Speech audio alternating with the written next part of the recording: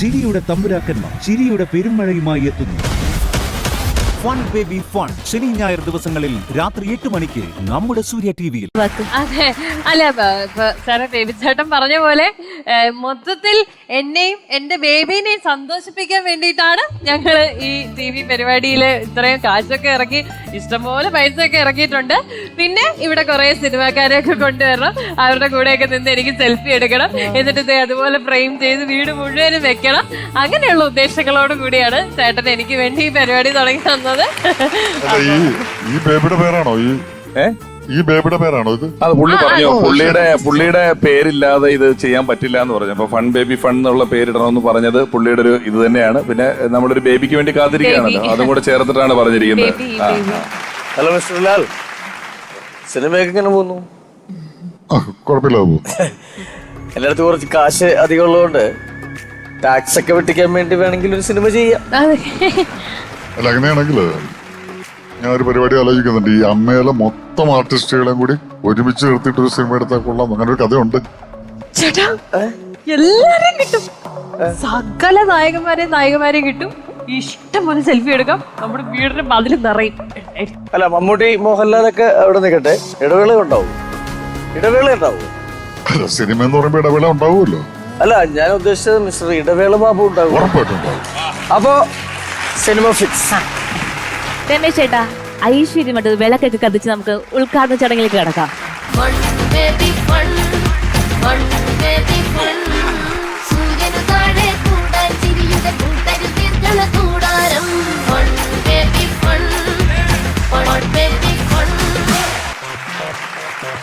നമസ്കാരം, ഞാൻ ചക്രവാണി, ബേബി സാറിന്റെ മാനേജറാണ്.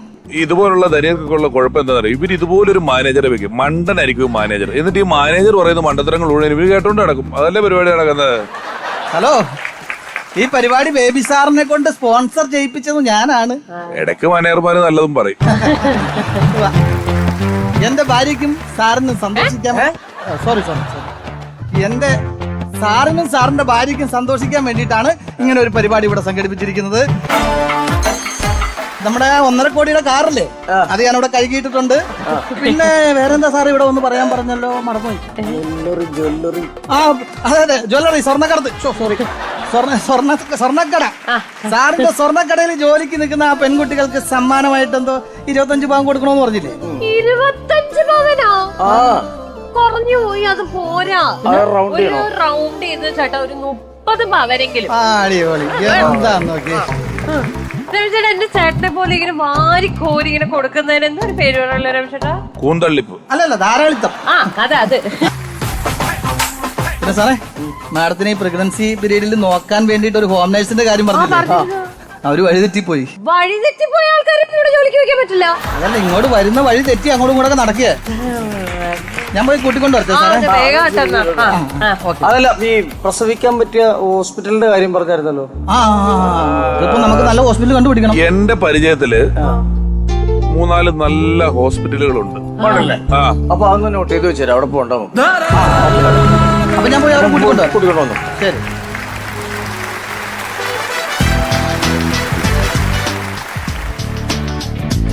ലാൽ സാറേ, നമസ്കാരം.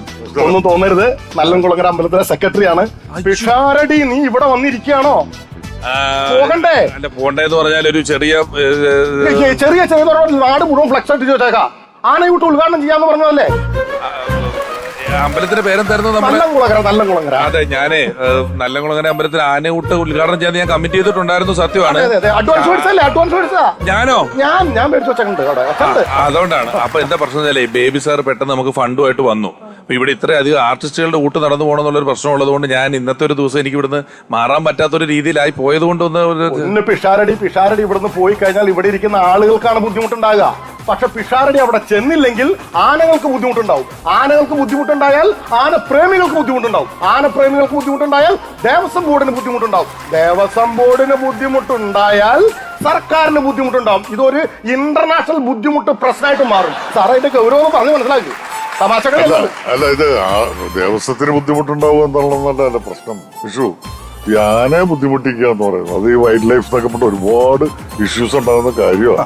ആനയ്ക്ക് ഇപ്പൊ എന്നെ ഒന്നും അറിയത്തില്ലോ. നിങ്ങള് ഇപ്പൊ ആനയ്ക്ക് ചോറ് കൊടുക്കുന്ന പരിപാടിയല്ലേ നടക്കുന്നേ? അതെ. ഇപ്പൊ ആനയ്ക്ക് ഇപ്പൊ ഞാനാന്നും പറഞ്ഞ് ചുമ്മാ വല്ല അമീർ ഖാനെ ആരെങ്കിലും വിളിച്ചു കൊടുത്താലും ആനയ്ക്ക് ഒരു പ്രശ്നം ഉണ്ടാവില്ല. ആനയ്ക്ക് അത് കഴിച്ചു പൊക്കോളും. നിങ്ങൾ എന്തിനാ ഞാൻ തന്നെ വേണമെന്ന് വാശി പിടിക്കുന്നത്? പിഷാരടി എന്തിനാണ് വാശി പിടിക്കുന്നത്? ലാൽ സാറിനെ പോലെ ഒരു മഹാനായ ഒരു മനുഷ്യൻ ഇവിടെ ഇരിക്കുമ്പോ വെറുതെ ഇവിടെ ഇരുന്ന് പുഴുകേണ്ട വല്ല കാര്യമുണ്ടോ? പിഷാരടിക്ക് അവിടെ വന്ന ആനയ്ക്ക് ഒത്തിരി ഭക്ഷണം കൊടുത്താൽ പോരെ? ഇനി വേറൊരു കാര്യം പറഞ്ഞുതരാം.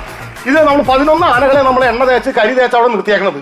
അതോടൊപ്പം തന്നെ 8 കൂട്ടം മരുന്ന് കൂട്ടി ഒരു ഫുട്ബോളിന്റെ വലിപ്പത്തിലാണ് നമ്മൾ ആനകൂട്ടിനും ഭക്ഷണം റെഡിയാക്കി വെച്ചാണ്.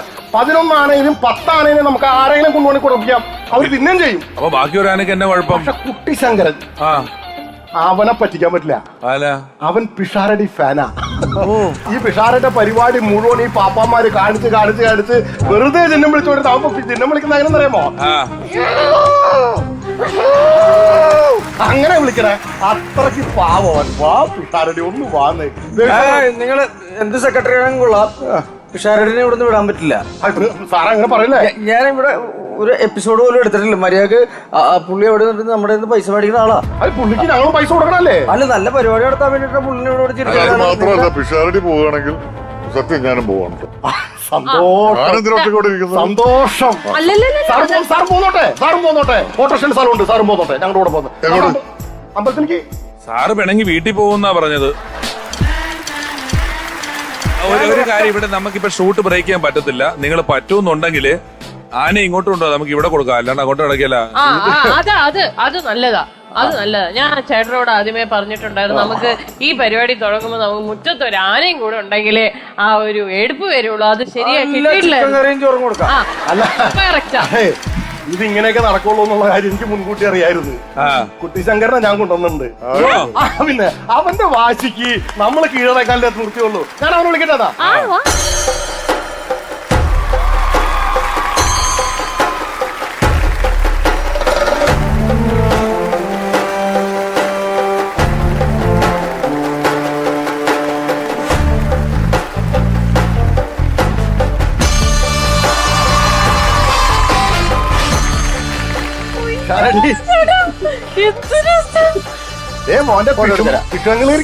ഹലോ,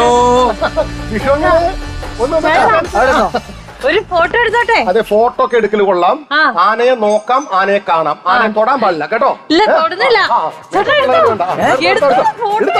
കുട്ടിശങ്കരനല്ലേ നമ്മുടെ കുഞ്ഞു കുട്ടിശങ്കരനാ. ചേട്ടാ, ആനവാൽ മോതിരം കിട്ടും. അതെ, എന്റെ ഭാര്യക്ക് ഒരു ആനവാല് കൊടുക്കാൻ പറ്റുമോ? ആനവാല് കൊടുക്കാൻ പറ്റില്ല. എന്നാ പിന്നെ ആനയുടെ വില പറ, ഞാൻ മേടിച്ചോളാം. ഇത് എന്റെ ആന അല്ലാന്ന് പിഷാരടി. പഴം ഞാൻ കൊണ്ടുവന്നിട്ടുണ്ട്, ഒന്ന് കൊടുത്ത്. പിഷാരടി, നിങ്ങൾ പോവാണെങ്കിൽ ഞാൻ പോവാം. ഞാൻ എന്തിനാ ഇവിടെ വന്നിരിക്കുന്നത്? അല്ല, ഞാൻ അവിടം വരെ പോയിട്ട് പഴം കൊടുത്തിട്ട് തിരിച്ചു വരും. ലാൽ സാർ പ്ലീസ്, ഇതൊരു ജീവിയുടെ പ്രശ്നമുള്ള, അതിന് മിണ്ടാനും പറയാനും ഒന്നും പറ്റില്ല. അതുകൊണ്ടല്ലേ